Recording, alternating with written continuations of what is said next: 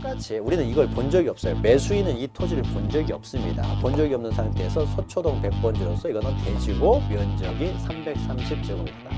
근데 옆에 있는 송파구 구청장도 나도 동물 좋아한다 해서 사자동, 호랑이동, 사슴 그 최종 지번 토지 다음 순번에 본번으로 순차적으로 지번을 부여할 수가 있다라는 것이죠.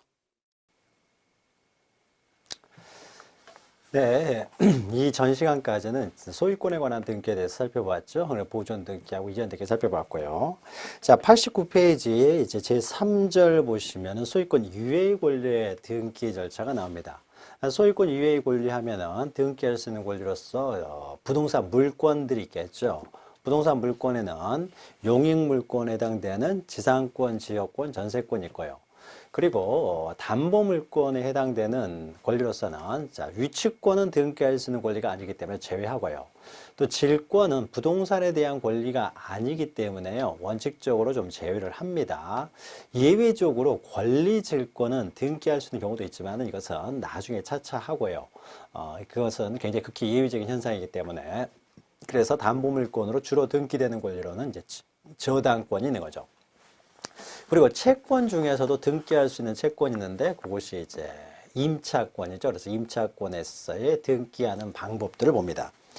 자, 먼저 소유권 유예 권리의 등기에서 여러 가지 권리에 관한 등기 절차가 나오게 되는데 그 권리의 개념들은요, 여러분 민법 시간에 다루시기 때문에 여기서는 그 개념은 간단하게 보고 등기 절차를 중심으로 살펴봅니다. 자, 지상권이라는 것은 이제 여기 보시면은요, 지상권이라는 것은 타인의 토지 위에 건물이나 수목을 소유하기 위해서는 타인의 토지를 사용할 수 있는 권리가 있어야 되겠죠. 자기 땅 위에 건물을 지을 때는 자기가 토지 소유자니까 토지 사용권이 따로 필요가 없겠지만은 타인의 토지 위에 건물을 짓는다든지 했을 경우에는 그런 그 철거가 되지 않기 위해서는 토지 사용권을 가져야 되겠죠. 자, 이 대표적인 권리가 바로 지상권이라는 거죠. 그래서 건물, 기타 공작물이나 수목을 타인의 토지 위에서 소유하기 위하여 그 토지를 사용하는 권리를 말합니다. 자, 그럼 이 보시면은 이때 지상권은요, 토지의 일부에 대해서도 가능합니다. 자, 용익권은요, 한 필지 토지 일부에 대해서 가능해요. 자, 우리가 앞에서 한 필지 토지 일부에 대해서 소유권 등기는 못합니다. 그러나 이 용익권 등기는 한 필지 토지 일부에 대해서도 가능하다라는 겁니다. 우리 등기법에서도 등기할 수 있도록 해놓고 있어요. 자, 다만 한 필지 토지 일부에 대해서 지상권을 설정하게 되면은 도대체 여기 한 필지 토지가 넓게 있는데 이 중에서 지상권을 설정하면 여기서부터 여기까지다. 여기만 지상권을 설정한다 그러면 여기 이제 건물이나 수목을 소유하기 위해서 지상권을 설정할 때는 한 필지 토지에 대해서 이게 100번지면은 그 중에 일부에 대해서만 지상권을 설정한다. 이런 경우에는 일부가 도대체 어디서부터 어디까지가 되는지를 또 공시를 해야 되기 때문에요. 일부에 대한 지상권 설정에 있어서는 그 도면, 지적도, 임야도, 도면 첨부를 해야 됩니다. 자, 넘기시면은요, 또 특수한 지상권에서요, 건물 또는 공작물 등을 소유하기 위해서 타인 소유 토지의 일정 범위의 지하 또는 공간을 사용하는 권리, 이것을 구분지상권이라고 하는 거죠. 그래서 토지가 있으면은 토지의 지하의 일정 부분, 상하 범위를 정한다든지 또는 지상의 상하 범위를 정하여 지상권을 설정할 수도 있는데 이것을 구분지상권이라고 하는 거죠. 구분지상권 설정도 가능합니다.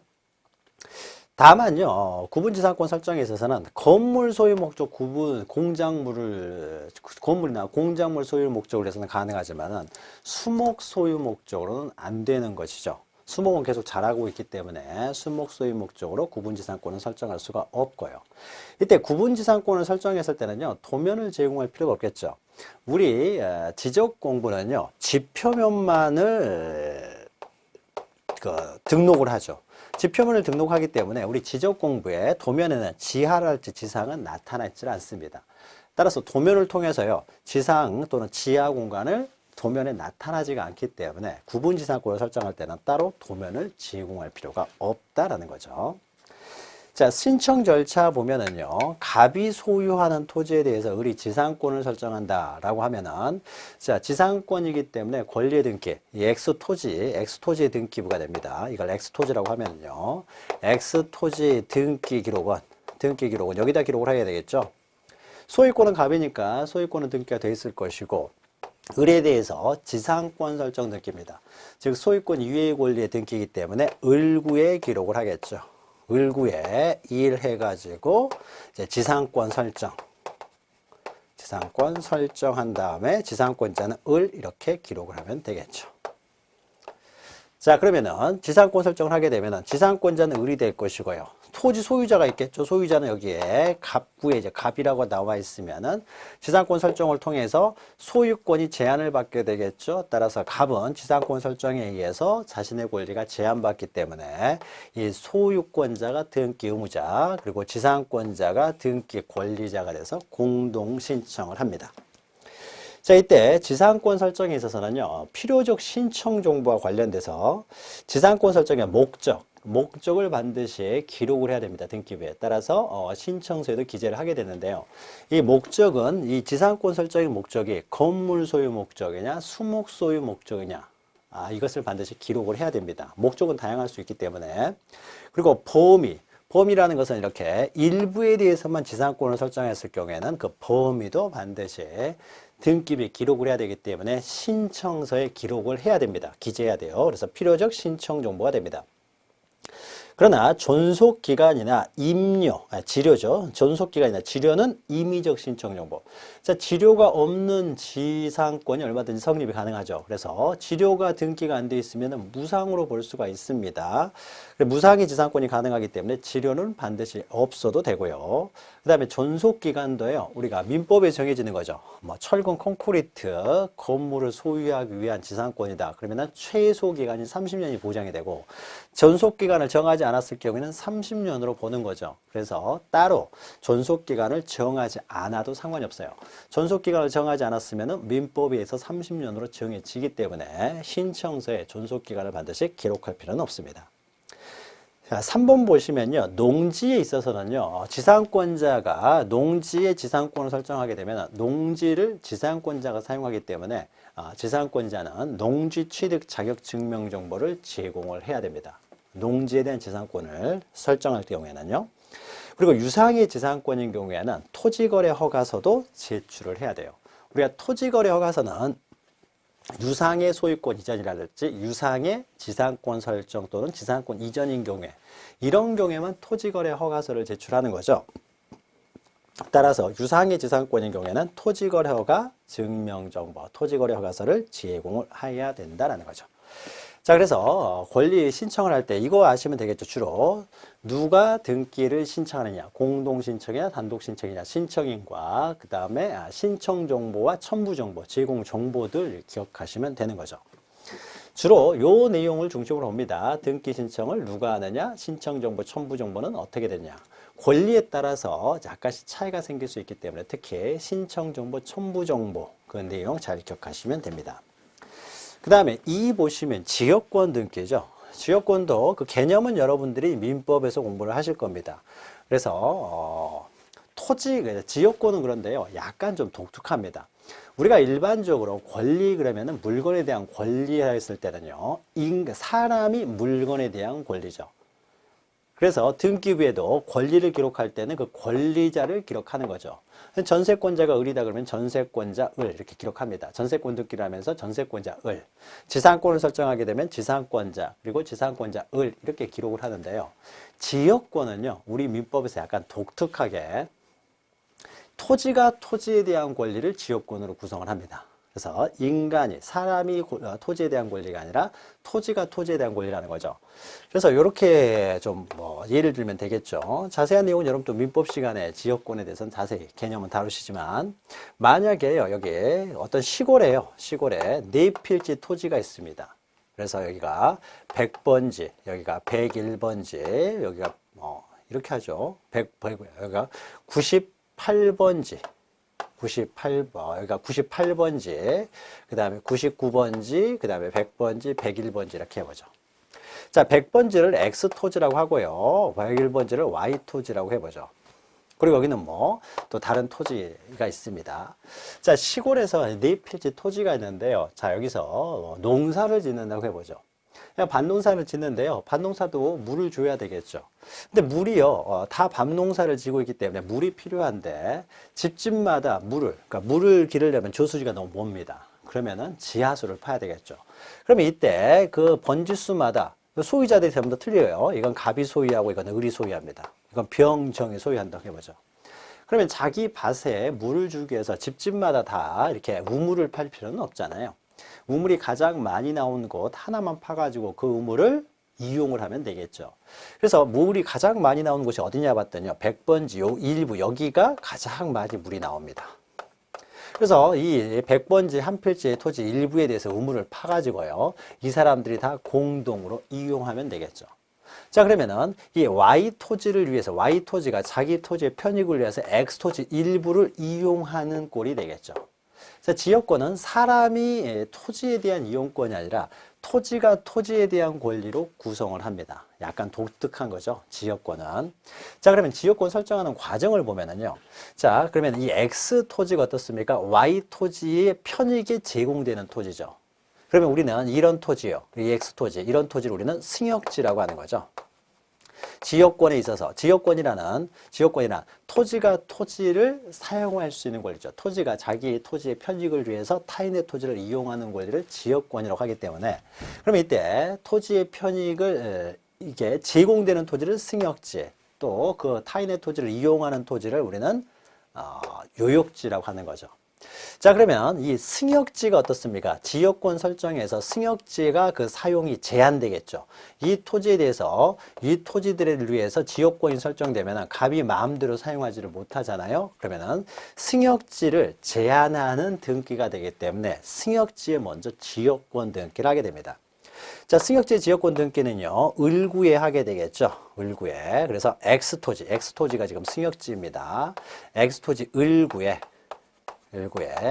이 토지에 대해서는 일한 다음에 요 토지만 놓고 보면은 이 토지에 대해서 지역권이 설정되어 있다는 거죠. 그래서 지역권이 설정되어 있습니다.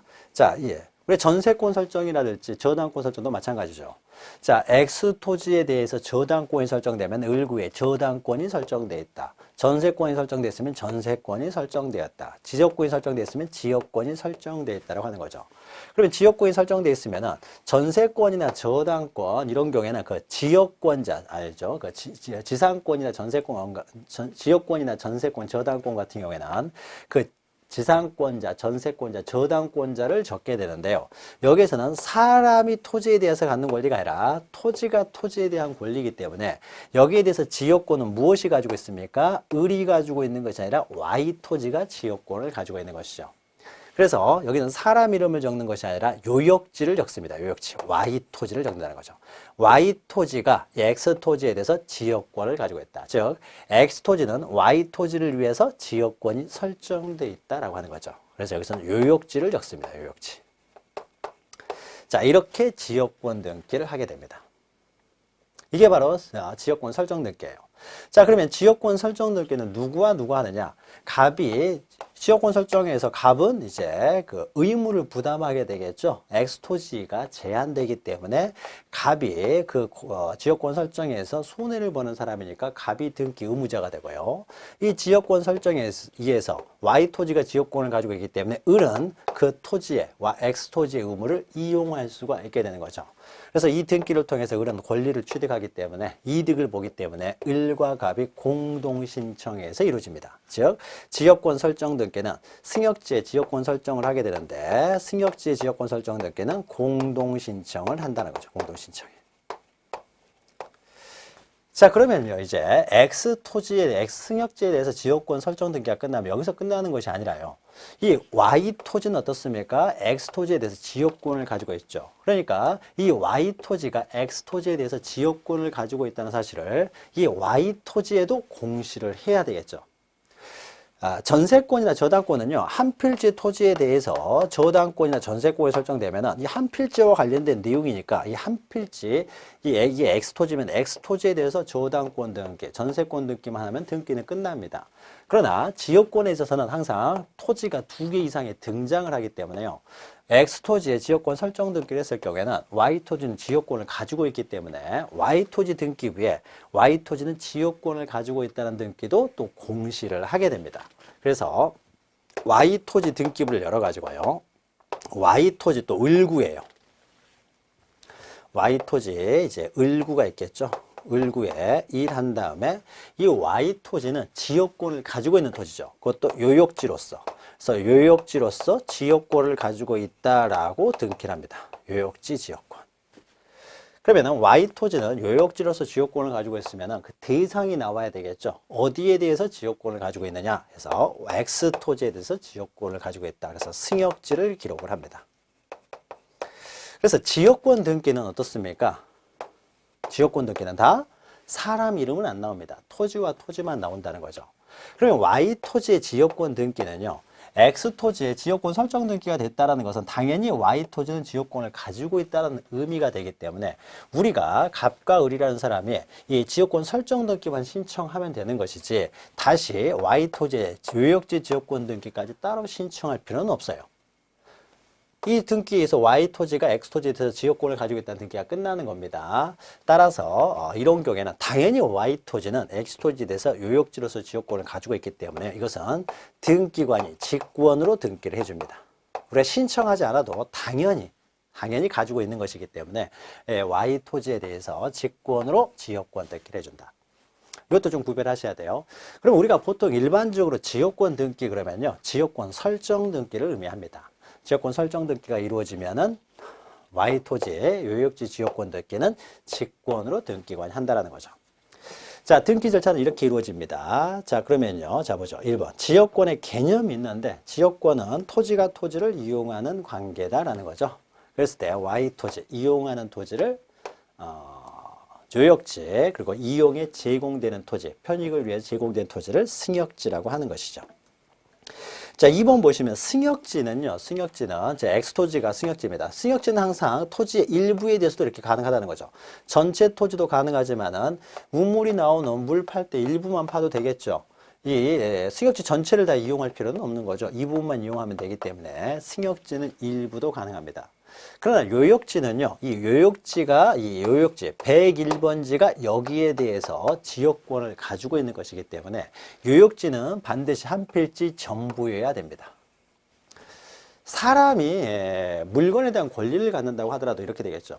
자, 내가 어떤 물건의 소유권을 가지고 있다라고 하면은 내가 소유권을 가지고 있는 것이지 내 손이 소유권을 가지고 있다, 내 머리가 소유권을 가지고 있다 이렇게 표현하지 않죠.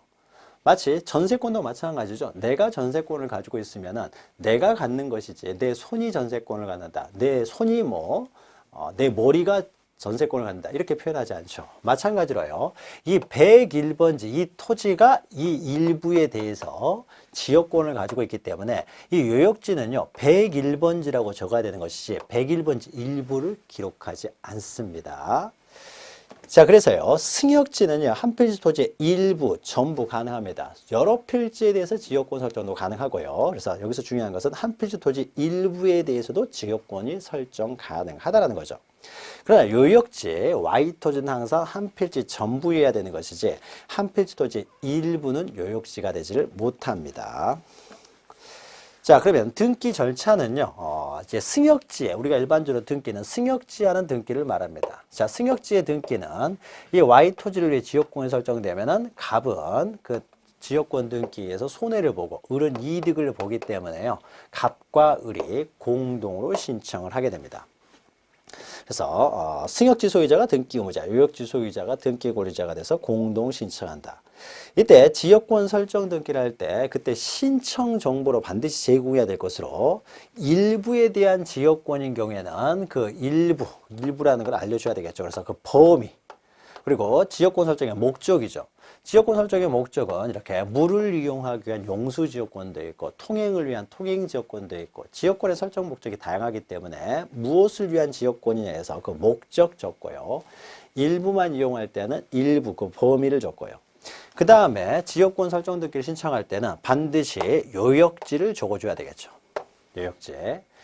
일반적인 등기에 있어서는 사람 이름을 적기 때문에 그 사람을 신청서에 신청인을 기록을 해야 되는 거죠. 권리자, 신청인이 기록이 되지만 여기서 지역권에 있어서는 신청인 따로 신청인과 부별되게 어느 지역에 어느 토지가 지역권을 갖는지 요역지를 반드시 기록을 해야 된다는 거죠.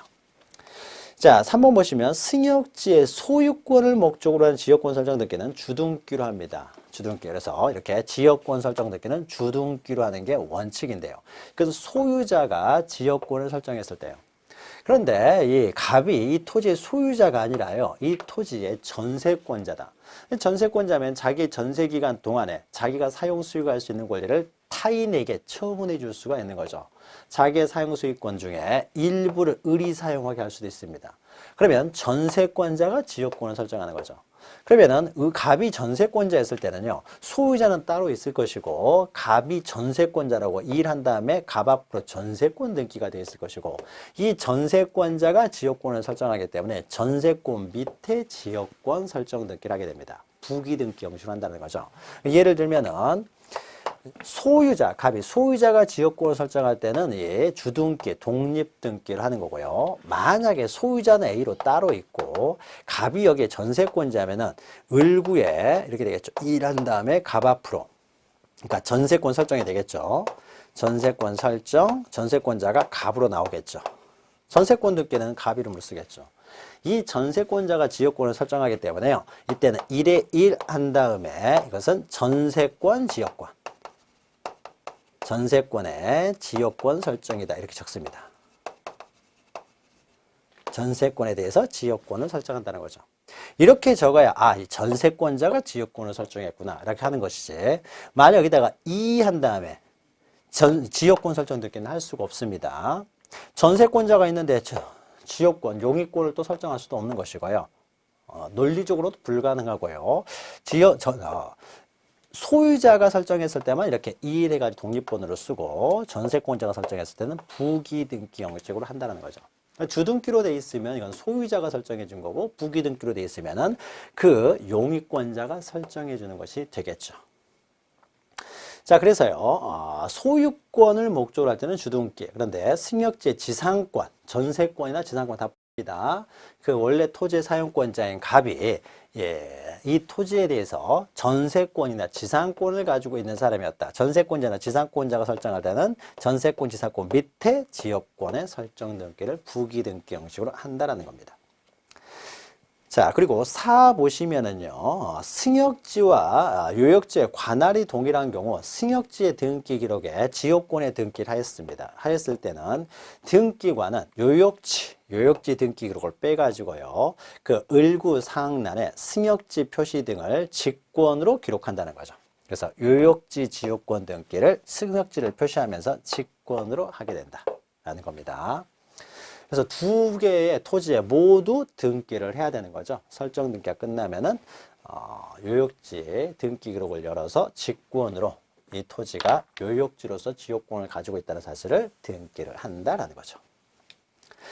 자, 그 다음에 이제 전세권 등기입니다. 91페이지 보시면은 이 전세권의 개념은요, 여러분들이 민법 시간에 다 다루시는 거죠. 그래서 전세와 임대차의 다른 점은요, 전세는 목돈을 한번 주고 따로 월세를 주지 않으면 이제 전세라고 하는 거죠. 그런데 보증금을 지급했다고 하더라도 다달이 이렇게 월세를 지급하게 되면 우리는 그것을 임대차라고 하는 거죠. 그래서 전세권이라 하면 전세금을 지급하고요. 전세금 지급하고 그 부동산을 사용 수익할 수 있는 권리죠. 자, 이렇게 사용 수익하다가요, 나중에 전세 기간이 다 끝났을 때 전세금을 돌려받아야 되는데 전세금을 돌려주지 않은 경우에는 그 부동산을 경매하여 우선 변제도 받을 수가 있는 거죠. 그래서 전세권은 사용 수익할 수 있는 용익권적 기능 이외에 경매를 통해서 우선 변제를 받을 수 있는 담보권적 기능도 같이 가지고 있는 것이 전세권이죠. 자, 2번 보시면요, 농지에 대한 지상권 설정 등기는 할 수 있습니다. 그러나 농지에 대한 전세권은 우리 민법에서 금지를 하고 있어요. 그래서 농지에 대해서는 지상권이나 저당권도 가능합니다. 저당권도 가능하지만은 전세권 설정은 불가능하다. 민법에서 금지를 하고 있습니다. 그리고 3번은요, 전세권은 타인의 부동산을 배타적으로 사용 수익하는 물권이에요. 지상권도 마찬가지고 전세권도 마찬가지고 배타적 권리죠. 따라서 어떤 사람의 토지 소유자, 건물 소유자가 을이라는 사람한테 전세권을 준 상태에서 또 병에게 전세권을 또 설정해 줄 수는 없다라는 거죠. 이중의 전세권은 설정할 수가 없어요. 을이 토지 사용권을 가지고 있으면 다른 사람이 토지 사용권을 가질 수가 없기 때문에 중첩적으로 이중으로 전세권 등기는 할 수가 없다라는 거죠. 지상권도 마찬가지입니다. 을한테 지상권을 설정했는데 병한테 또 지상권을 설정해 줄 수는 없죠. 그러나 지역권은 좀 달라요. 지역권은. 자, 갑이라는 사람이 이 토지에 물을 사용할 수 있도록 Y 토지에 대해서 지역권을 설정한 다음에요. 또 98번지 이 토지도 밭을 가꾸기 위해서는 우물이 필요하거든요. 그래서 이것을 Z 토지라고 하면은 이 Z 토지를 위해서 또 지역권을 설정할 수가 있느냐? 얼마든지 가능합니다. 이 Y 토지만 물을 사용하는 것이 아니라 Z 토지도 물이 필요하다 그러면은 갑은 이 Z 토지의 소유자인 병에게 다시 또 지역권을 설정해 줄 수가 있어요. 그래서 똑같은 내용을 가진 목적과 똑같은 내용을 가진 지역권은 2중으로 3중으로 얼마든지 설정이 가능합니다. 지역권은 그래서 비배타성을 갖는다는 거죠. 을이 이 토지에 물을 이용한다고 했을 때요. 이것은 이 Y 토지만을 위해서 물을 이용해야지 다른 토지를 위해서는 절대 물을 사용하게 해서는 안 된다. 이런 배타성이 없습니다. 공동으로 Z2도 물이 계속 우물에서 퍼나와야 또 물이 계속 생기는 거죠. 그래서 이 토지를 위해서 물 주고 Y 토지, Z 토지도 물 주고요. 다 물 줄 수가 있다는 거죠. 그래서 지역권은 여러분 민법에서 보셨겠지만은 비배타적 권리다. 비배타적 권리이기 때문에 이 토지가 모두 어떻게 돼요? 공동으로 사용할 수가 있어요. 그래서 공용적 성질을 갖는다는 거죠. 비배타적 공용적 성질을 갖는다. 그래서 지역권은 중첩적, 이중적으로 얼마든지 설정이 가능해요. 이것만 용의권 중에서 예외적으로 중첩적으로 가능합니다.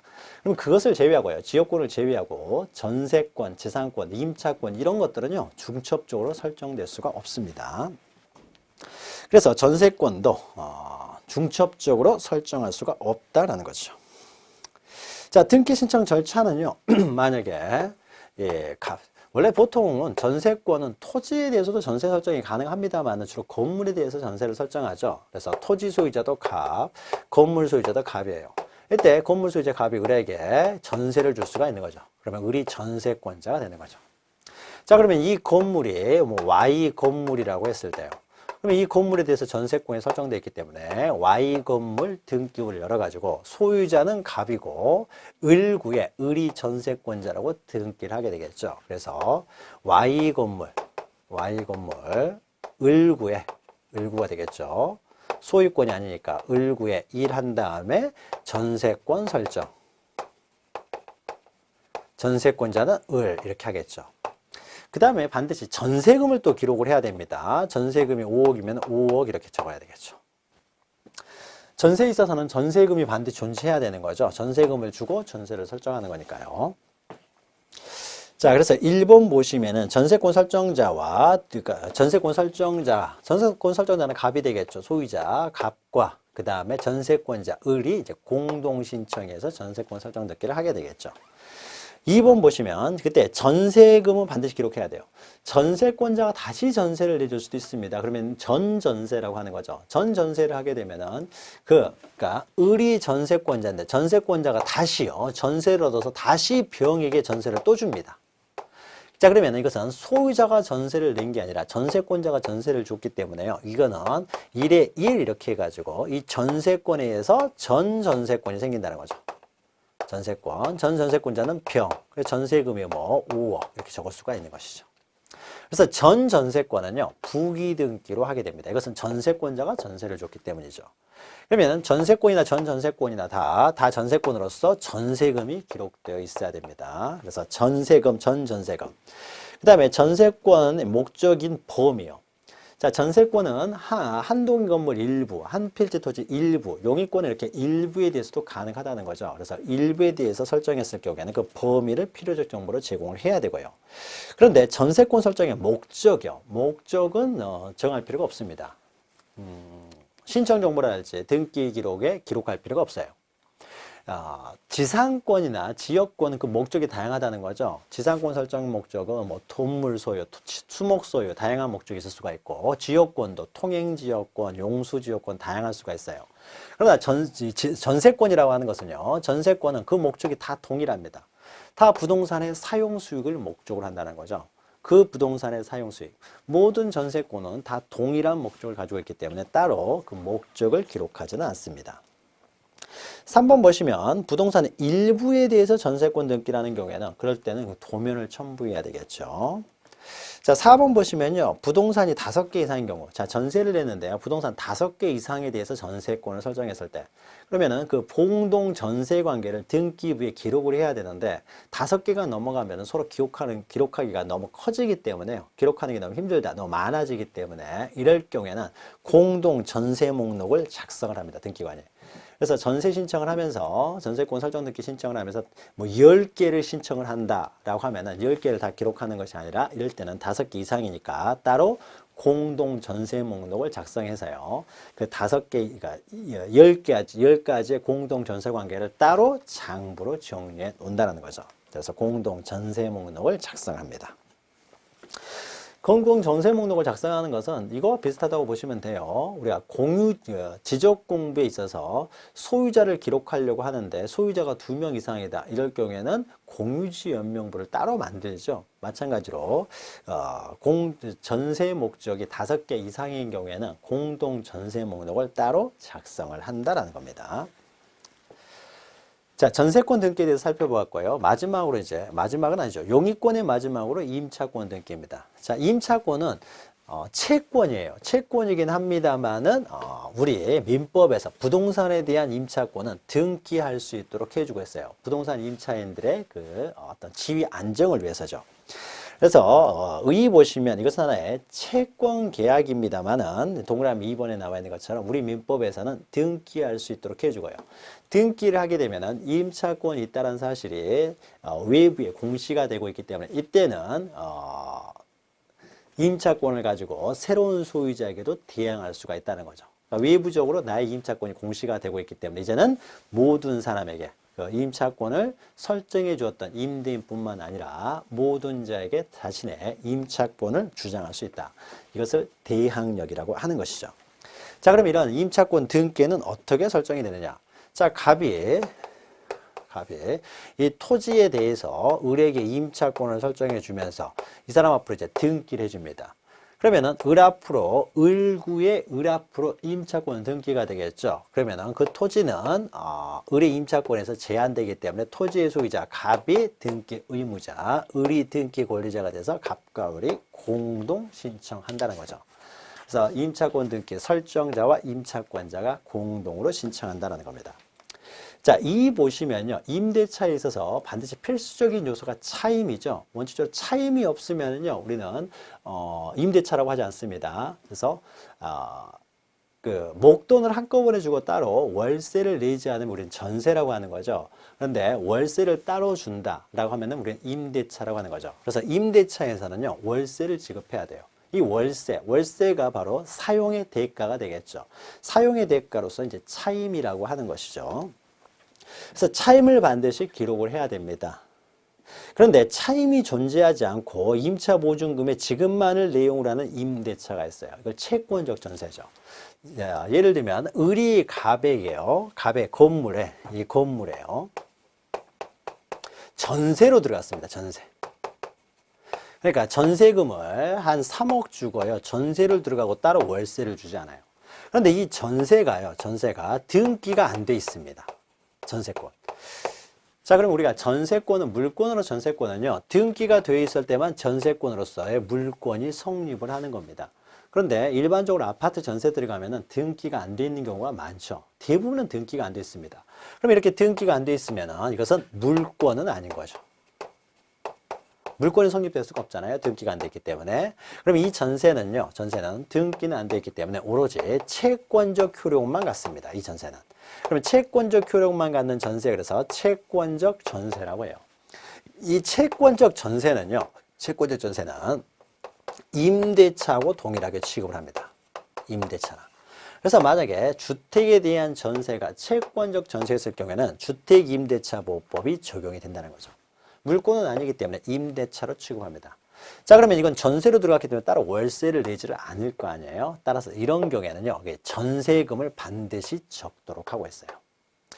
보증금은 필요적 정보는 아닙니다. 일반적인 임대차에 있어서는요, 만약 일반적인 임대차로 의리갑한테 보증금 1억에 월세 30만 원으로 들어갔습니다.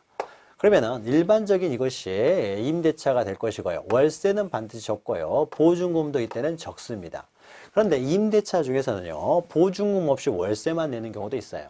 그럼 일반적인 임대차에 있어서는 이런 경우는 보증금이 없기 때문에 보증금은 적을 필요가 없겠죠. 그러나 월세, 그 차임은 반드시 적어야 되는 거죠. 그래서 보증금과 차임이 있을 경우는 보증금 차임을 다 적지만은 이때 적어도 차임은 반드시 적어야 된다라는 거죠. 만약에 차임만 있고 보증금을 기록하지 않았으면 보증금 없는 임대차로 취급을 하겠죠. 그런데 이런 채권적 전세에 있어서는 따로 차임이 존재하지 않잖아요. 따라서 이럴 때는 이 전세금을 보증금으로 임대차로 취급하기 때문에 이 전세금은 보증금으로 취급이 되겠죠. 이것을 반드시 기록하도록 하고 있습니다. 그건 예외적인 현상인 거죠. 그리고 3 보시면은 임차권도요, 용익권이기 때문에요, 일부분에 대해서도 성립이 가능합니다. 그래서 토지나 건물 일부에 대해서 가능하고, 일부에 대해서 성립을 됐을 때는, 일부에 대해서 설정을 했을 경우에는 그 일부를 나타내 주기 위해서 도면을 제공을 해야 되겠죠. 그리고 4번 보시면요, 임차권을 이전할 수도 있죠. 그리고 임차인이 다시 그 임차인을 다른 사람에게 임차물을 전대해 줄 수도 있는 거죠. 그러나 우리 민법에서 임차권을 양도하거나 임차물을 전대할 때는 반드시 임대인의 동의를 받도록 하고 있어요. 따라서 임차권을 이전하거나 임차물을 전대할 때는 임대인의 동의서를 반드시 첨부 정보로 제공을 해야 됩니다. 첨부 정보로. 이 모든 내용들은 여러분 민법 시간에 다루시게 되는 내용이죠. 그래서 동의서를 첨부 정보로 제공해야 된다. 양가로 3번 보시면요, 이 주택 임차권 등기 명령 제도가 있습니다. 주택이랄 때 상가 건물에만 나타나는 현상인데요, 임차권 등기 명령 제도는요, 이것은 여러분이 그 주택 임대차보호법이랄지 상가 건물 임대차 보호법 시간에 나오는 내용입니다. 그래서 여러분들이 그 민법을 공부를 해야, 그래서 그 내용을 의미를 알아야 그 등기 절차를 알 수가 있기 때문에요. 요 내용은 여러분들이 민법을 어느 정도 공부한 이후에 설명을 해드리도록 할게요. 그래서 기본 강의 시간에 하도록 하겠습니다. 민법을 알아야 이해할 수가 있으니까요. 그래서 요건 좀 넘어가고요. 그 다음에 마지막으로 5 보시면 이제 저당권 등기가 있죠. 저당권은 이런 거죠. 갑이 이제 을이라는 사람한테요, 돈을 빌립니다. 돈을. 그래서 을이라는 사람이 한 3억을 빌려줬어요. 3억을 빌려줬으면 3억을 이제 채권이 발생을 하게 되겠죠. 자, 3억을 빌려주면서 그냥은 빌려주지는 않죠. 그래서 갑이 가지고 있는 어떤 부동산, 뭐 건물일 수도 있고 토지일 수도 있고요. 이 부동산을 이제 담보로 잡고 돈을 빌려주는 거죠. 자, 그러면은 이 부동산에 대한 담보권, X 부동산에 대한 담보권, 이런 것을 우리는 저당권이라고 하는 거죠. 그래서 이 부동산에 대한 저당권을 갖게 되는 거죠. 그러면 이때요, 채권이 목적이죠. 보통 빌려주는 사람은 이 돈을 받는 것이 목적이잖아요. 그렇죠? 그래서 채권이 주된 권리가 되고요. 주된 권리가 될 것이고, 그 다음에 X, 토지라고 해보죠. 이 토지에 대한 저당권은 채권 확보를 위한 종된 권리인 거죠. 종된 권리다. 요게 주된 권리고요. 그래서 제때 갑이 을한테 3억 원을 변제해서 채권의 만족을 얻으면은 저당권은 더 이상 존재할 필요가 없기 때문에 바로 소멸을 하는 거죠. 그러나 만약에 갑이 제때 3억 원을 변제하지 않으면은 이때는 을은 이 부동산을 경매할 수가 있는 거죠. 경매를 통해 가지고 거기서 나오는 경락대금에서 자신의 채권을 먼저 우선 변제해 갈 수가 있는 거죠. 그래서 이 저당권이라는 것은 결국 3억 원의 채권을 위해서 존재하는 권리인 거죠. 종된 권리다.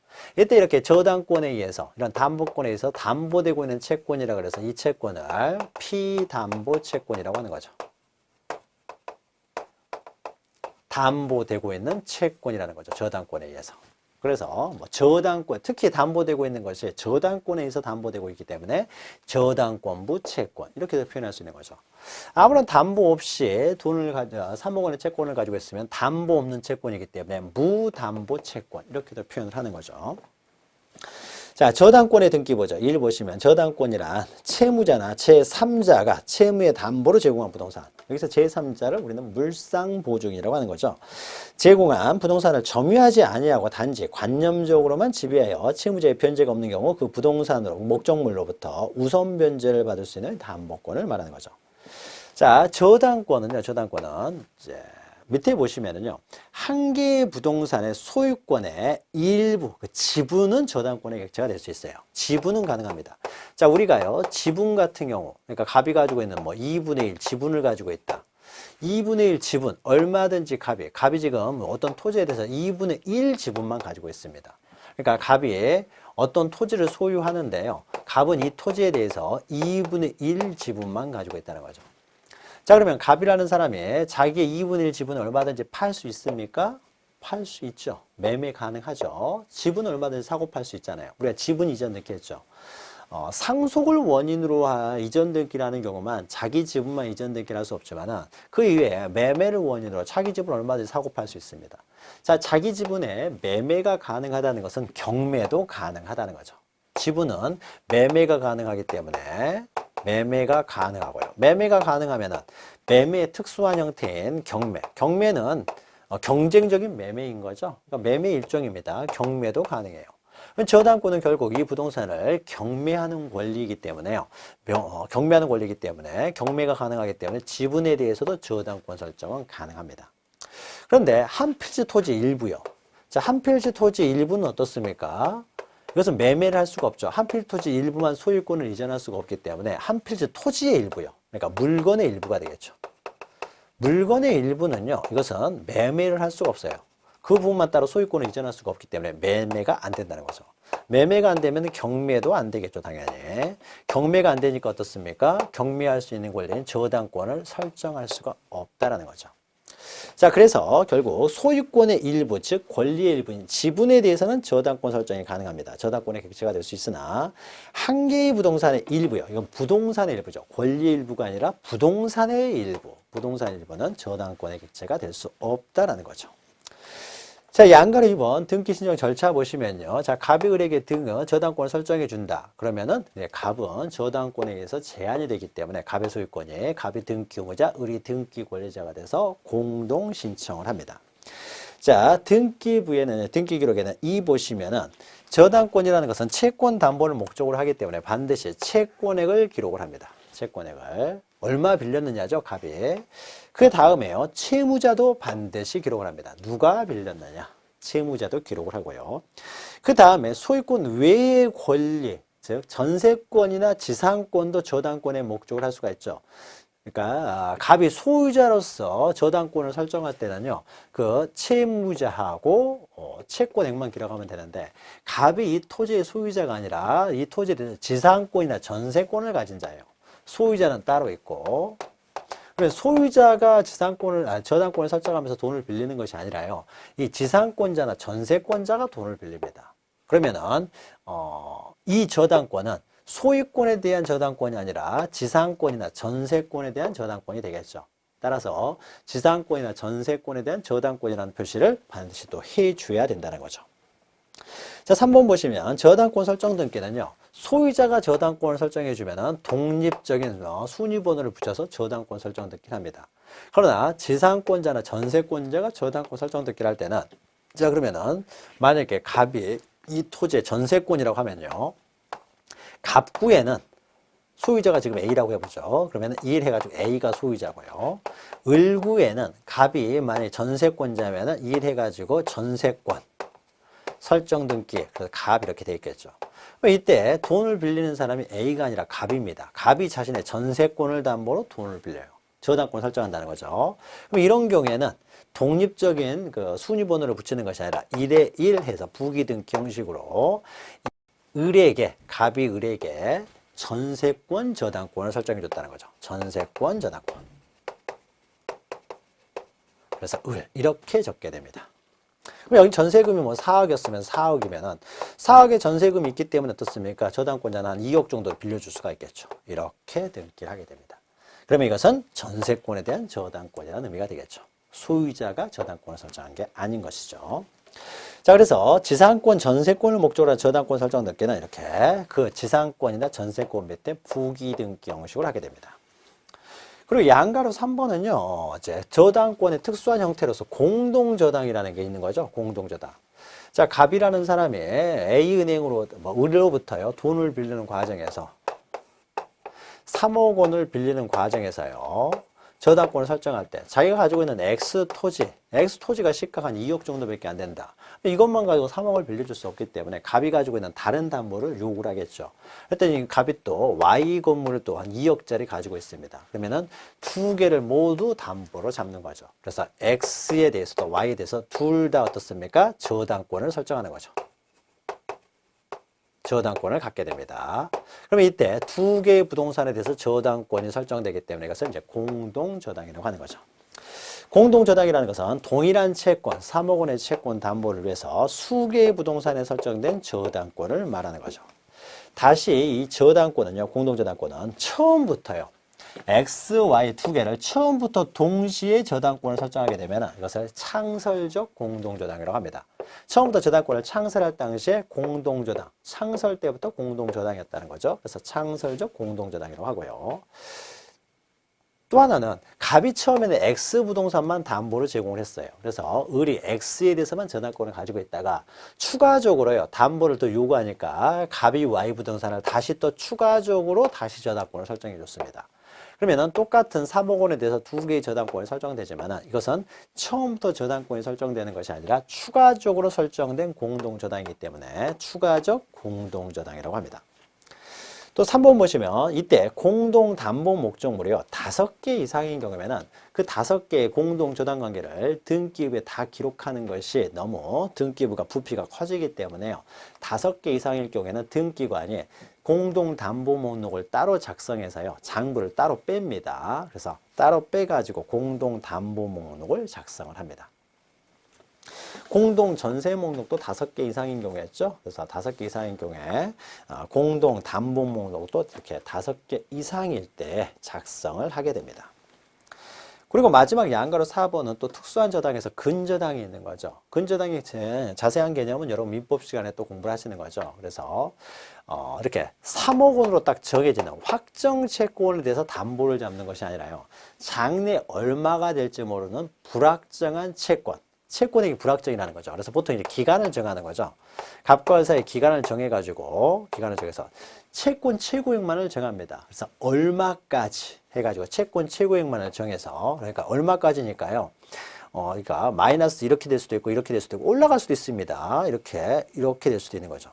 그래서 1년간의 거래 관계를 통해 가지고 을이 갖게 되는 채권, 얘가 마이너스 5억이 된다라고 하게 되면은 을이 이제 통장 잔고가 마이너스 5억이 되겠죠. 저당권은 일반적으로 은행을 말합니다. 그래서 은행에서요, 갑한테 돈을 빌려주는데 딱 정해서 돈을 빌려주는 것이 아니라 마이너스 통장을 만들어주는데 마이너스 통장이 마이너스 7억이라고 해보죠. 7억을 최고 한도로 해서요, 얼마든지 돈을 빼쓰라는 거죠. 자, 돈을 뺐으면 어떻습니까? 을이라는 사람은 마이너스가 되면 그만큼 채권을 갖게 되겠죠. 근데 계약 기간을 1년으로 했기 때문에 1년 뒤에 이때 마이너스 7억짜리 마이너스 통장을 만들어 준다는 거죠. 마이너스 통장을 만들어 주면은 그때 그냥 주는 것이 아니라 갑이 가지고 있는 뭐 X 부동산이죠. 이 부동산을 담보로 마이너스 통장을 만들어 준다. 마이너스 7억짜리를. 그러면 이 부동산은 최소한 어떻습니까? 그래도 한 10억 정도 가치는 가해져야 되겠죠. 그래야 마이너스 7억짜리 이제 통장을 만들어 주겠죠. 마이너스 통장을. 자, 이때 마이너스 7억짜리 통장을 만들어 줬을 때요, 얼마가 될지를 모르는 거죠. 1년이 지났을 때 통장 잔고는 플러스일 수도 있습니다. 마이너스도 있고요. 마이너스가 되면 얼마가 될지 모르는 거죠. 그래서 장래 얼마가 될지를 모르는 이 불확정한 채권이요, 이 불확정한 채권을 담보로 이때 저당권을 설정한다는 거죠. 얼마가 될지 모르는 최고액만 정하고요, 불확정한 채권을 담보로 저당권을 설정하면 그것을 근저당권이라고 하는 거죠. 자, 그래서 1번 보시면 개념은 했던 거죠. 그래서 계속적인 거래 관계로부터 발생하는 불확정, 불특정 채권을 어느 시기에 계산하여 잔존한 채무를 일정한 한도의 범위 내에서, 한도라는 것은 채권 최고액이 되겠죠. 그 한도의 범위 내에서 담보하는 저당권을 말합니다. 자, 그러면 이때요, 근저당권 설정 등기를 함에 있어서는 이 보시면 수인의 채무자가 연대 채무자의 지위에 있다고 하더라도, 자, 연대 채무라는 개념은요, 우리가 공부하는 내용 아닙니다. 근데 연대 채무가 도대체 어떤 채무냐 우리가 모를 수 있어요. 애매해요. 자, 등기라는 것은 공시를 목적으로 하기 때문에 일반인이 보고 쉽게 이해할 수 있어야 돼요. 그래서 연대 채무자도요, 일단 채무자입니다. 그래서 어렵게 쓰지 않고요, 단순히 그냥 채무자라고만 적습니다. 그리고 3번 보시면 채권 최고액을 이제 반드시 기록을 해야 되는데, 채무자도 기록을 해야 되겠죠. 갑이 빌리니까 채무자 기록하고, 일반적인 저당권에 있어서는 특정된 그 채권액을 기록하지만은 특정 채권액이 없죠. 근저당권에 있어서는 채권 최고액만 있기 때문에 최고액을 적고요. 최고액을 적는다는 거죠.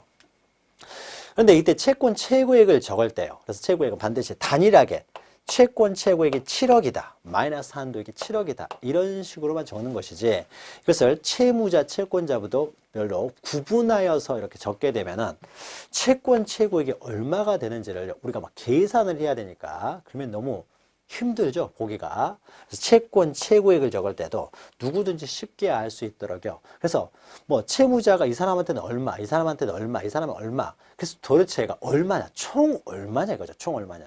그래야 이 물건을 사는 사람이라든지 후순위로 저당권을 설정해 줄 사람이 얼마만 내가 공제하면 되는지를 알 수 있도록 하기 위해서 채권 최고액은 단일하게 적습니다. 구분하여 적지 못하도록 하고 있어요.